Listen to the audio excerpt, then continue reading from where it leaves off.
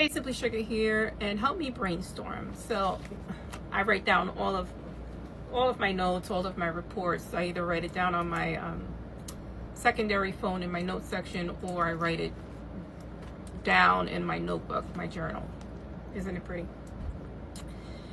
So I have three columns here: Israel, Iran, and Trump. What do they receive with all of this chaos they've created? So Israel wants a regime change in Iran. It doesn't look like they're going to get it yet, but we can't trust anything that's happening. Trump announced a ceasefire. Israel and Iran, as per my last report, it could happen at any minute. They haven't confirmed any ceasefire on their end, but via Truth Social, Donald Trump announced it. So Israel also gets a distraction from what's happening in Gaza at this time by having this conflict with Iran, dragging the U.S. into it. Now, I don't believe they dragged the U.S. into it because, as I reported earlier, that Brazen Cane guy, that Trump keeps talking about, said that this has been a plan of action for months. So we at least know that he's been in talks with Netanyahu about this situation. So Israel gets a distraction from Gaza and possibly what's happening in the West Bank and other areas of Israel. And we know that there's a blackout there with information coming from Gaza. There's drips and drabs of information we get here and there, but largely they're knocked out. What does Iran get? Well, we know that they symbolically bombed a military base in Qatar, a United States military base in Qatar. But they forewarned the United States and Qatar hours before they did this. So Qatar was able to knock out the incoming missiles from Iran, which caused very minimal damage. And I'm sure the United States moved personnel and important equipment away from that area prior to this attack. So it was largely, again, symbolic. Nothing really happened. So what did they get? We know that our attacks on them did not knock out their nuclear facility, and because they were expecting it, they moved their uranium and other nuclear materials out of harm's way, and also they moved their personnel.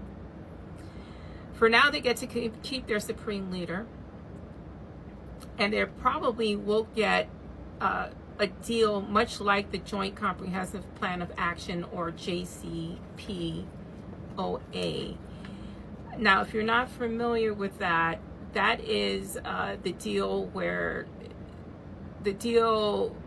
or agreement to limit Iranian nuclear program in return for sanction relief and other provisions.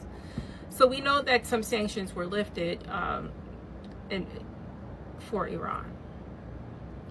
Now, whether they have to get a regime change, we don't know yet, because we know that's what Israel wants. So will Israel be happy, or Netanyahu be happy with what the U.S. has done?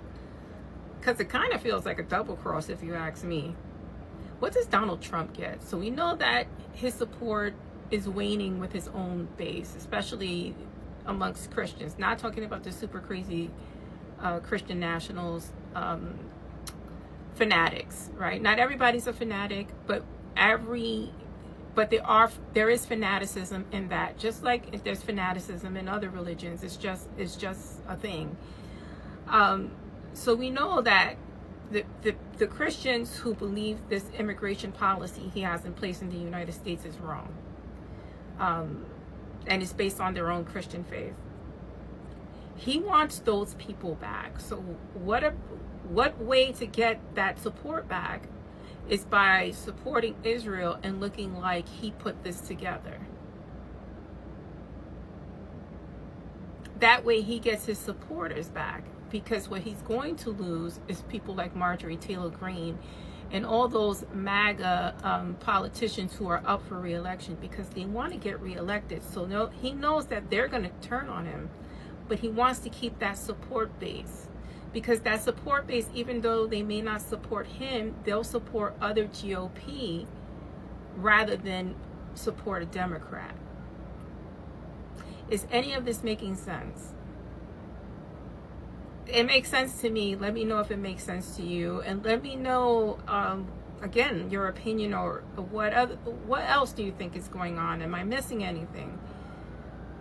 Anyway, I'm Simply Sugar. Let me know your thoughts. Thanks for having this brainstorming session with me as I try to work this out verbally.